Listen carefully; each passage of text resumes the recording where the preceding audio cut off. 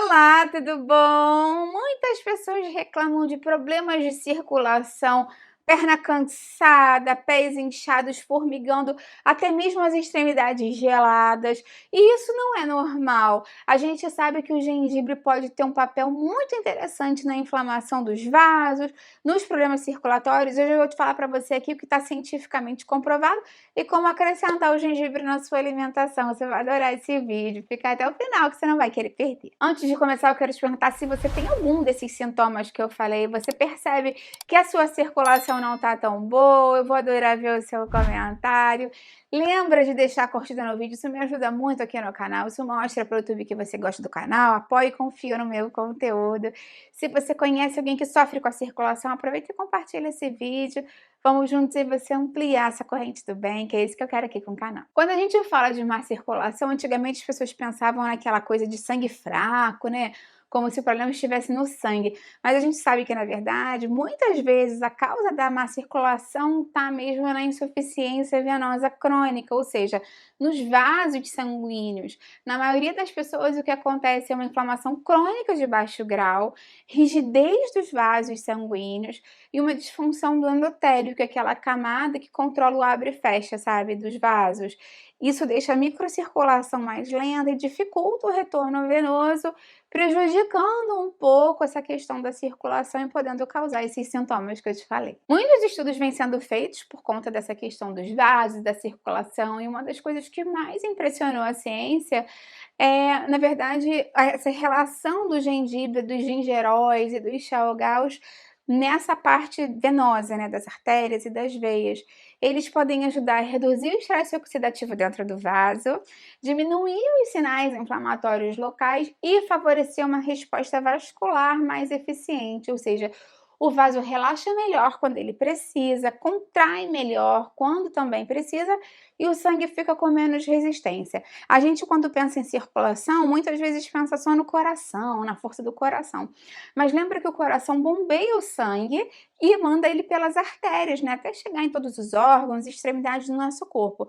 Mas para o sangue voltar para o coração, ele volta pelos vasos. E se os vasos estão com comprometimento e não cumprem essa função também, aí que se dá os problemas circulatórios que a gente está falando aqui. Os estudos verificaram, inclusive, que o gengibre atua em mediadores inflamatórios, influencia a resposta do sistema nervoso periférico e favorece a microcirculação funcional. Por isso, para algumas pessoas, ocorre uma sensação de menor frio nas extremidades, menos formigamento e mais conforto circulatório. Então, isso acaba sendo super funcional. Ele ajuda, obviamente, nesses sintomas, mas a gente tem que deixar bem claro aqui que ele não vai curar os seus vasos, nem substituir nenhum tipo de medicação. Outro ponto super interessante que vem chamando a atenção da ciência é o papel que o gengibre tem sobre a agregação plaquetária e a viscosidade sanguínea nesse contexto inflamatório. O gengibre pode reduzir levemente a tendência daquele sangue a grudar, o que favoreceria a microcirculação, o retorno venoso e aquela sensação de peso nas pernas.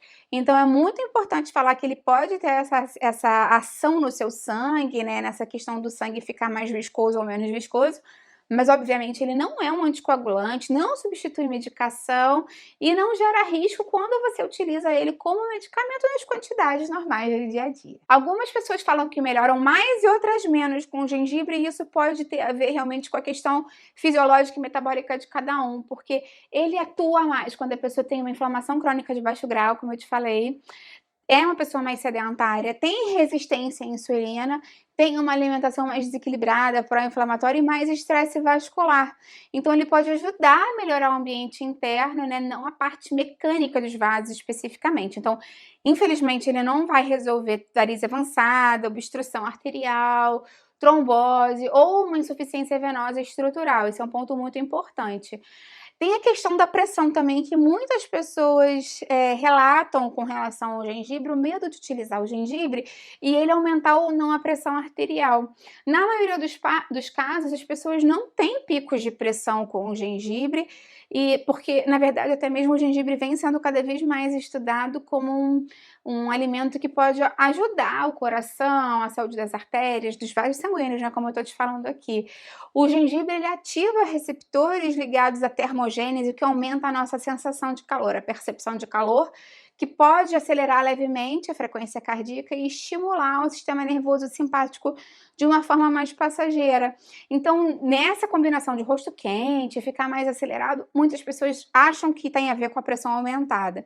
Não necessariamente tendo aumentado a sua pressão. Eu tenho um vídeo inteiro aqui no canal falando mais sobre pressão e gengibre, e já te falo que os estudos científicos dizem que ele pode inclusive ajudar de forma complementar a controlar a pressão arterial.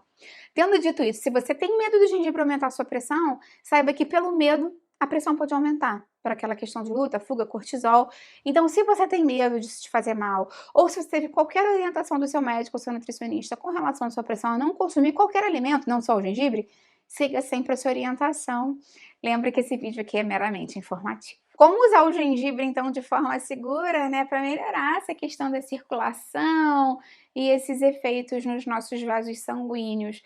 Lembra sempre que você pode utilizar o gengibre fresco em fatias, raladinho, picadinho, nas saladas, nos molhos de salada ele fica delicioso. Você pode refogar junto com frango, com legumes, com arroz, ele funciona super bem com peixe, então ele é bem versátil.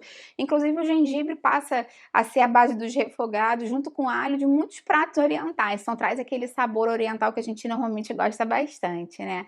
A gente também pode fazer o chá do gengibre ralando um pouco ele, botando na água fervendo por 10 a 15 minutos, ou levando ele em pedaços para ferver, mesmo por decocção, por uns minutinhos, para extrair mais os compostos ativos. Também dá para ser utilizado em pó, e lembrando que o gengibre também funciona bem com os doces, funciona muito bem com leite de coco, com algumas frutas, então pode ser um alimento para você acrescentar mais na sua alimentação aí do dia a dia, na sua rotina alimentar. Me conta se você tem hábito de consumir gengibre, se você utiliza mais, assim, em termos de tempero, em termos de chá, ou se você se animou e vai passar a utilizar agora, como você vai acrescentar na sua rotina, eu vou adorar ver o seu comentário. Lembra de deixar a curtida no vídeo, isso me ajuda muito, e compartilha com quem vai gostar e com quem precisa. Vamos juntos ampliar essa corrente do bem, que é isso que eu quero aqui com o canal. Até a próxima, tchau, tchau.